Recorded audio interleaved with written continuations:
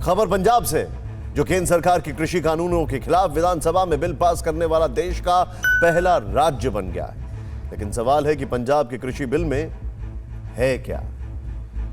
क्या उसमें वो सारी कथित कमियां दूर कर ली गई हैं जो केंद्र के किसान कानून में गिनाई जा रही थी?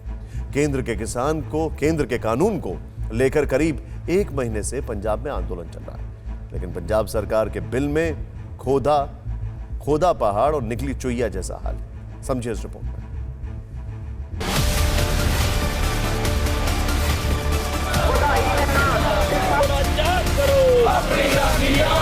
जिस तरीके ਨਾਲ ਗਰੀਬਾਂ ਦਾ ਪੇਟ ਤੇ ਤੁਸੀਂ ਵੱਧ ਮਾਰੇ ਹੋ, ਅੰਮ੍ਰਿਤ ਦੇ ਸਾਹਮਣੇ ਸਿਰ ਨਹੀਂ ਕੀਤਾ। केंद्र सरकार के 3 नए कृषि कानूनों की काट के तौर पर पंजाब सरकार ने विधानसभा के विशेष सत्र में 3 बिल पेश किए और पास हो गए। उनमें मूल्य आश्वासन और कृषि सेवा, विशेष प्रावधान और पंजाब संशोधन विधेयक 2020, किसान उत्पादन व्यापार और वाणिज्य संवर्धन और सुविधा, विशेष प्रावधान और पंजाब संशोधन विधेयक 2020 और आवश्यक वस्तु विशेष प्रावधान और पंजाब संशोधन विधेयक 2020 शामिल हैं। कांग्रेस पार्टी ने फैसला किया है in the parliament to oppose this bills, even otherwise party forum के ऊपर, और कांग्रेस पार्टी ने और सानू खुशी आज कि सारे पंजाब ने इन्होंने इस गल अपोज किया। पंजाब को केंद्र के कृषि कानूनों के खिलाफ विधानसभा में बिल पास करने वाला पहला राज्य बनाकर कैप्टन अमरिंदर सिंह ने कांग्रेस हाईकमान के उस हुक्म की तामील कर दी जिसमें केंद्र के कृषि कानूनों की काट तलाशने के लिए कहा गया था। पंजाब में तो खुद राहुल गांधी ने मोर्चा संभाला, खेती बचाओ यात्रा निकाली और केंद्र को कृषि कानूनों को कूड़ेदान में फेंकने की बात कह डाली। मैं आपको गारंटी दे रहा हूं कि जिस दिन कांग्रेस पार्टी की सरकार आएगी उस दिन हम इन 3 काले कानूनों को रद्द करके खत्म करके वेस्ट पेपर बास्केट में फेंक देंगे। अब सवाल ये है कि क्या पंजाब सरकार के कृषि बिलों में वो सारी कथित कमियां दूर हो गई हैं जिसको लेकर इतना हंगामा बरपा। लिहाजा ये समझना जरूरी है कि पंजाब के कृषि बिलों में क्या है और केंद्र के कानूनों में क्या है।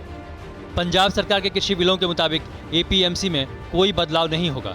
केंद्र के कानून में भी एपीएमसी में बदलाव की कोई बात नहीं है। सरकार साफ कर चुकी है कि एपीएमसी मंडियां बनी रहेंगी।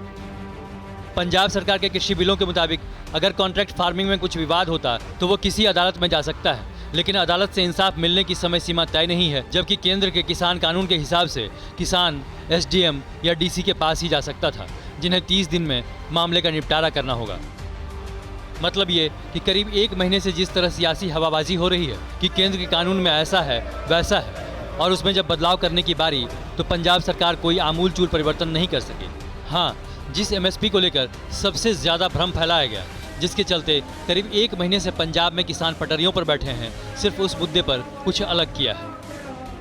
पंजाब सरकार के बिल में प्रावधान है कि अगर किसी ने किसानों से एमएसपी से कम कीमत पर फसल खरीदी तो उसे 3 साल की सज़ा हो सकती है। लेकिन पंजाब के किसानों की आंखों में ये भी धूल झोंकने जैसी बात है, क्योंकि एमएसपी की व्यवस्था आज से नहीं बल्कि 1965 से चली आ रही है। ऐसे में सवाल उठना लाजमी है कि आखिर एमएसपी से कम कीमत पर खरीद पर सजा का प्रावधान करने के लिए पिछले 55 साल से किसने रोका था।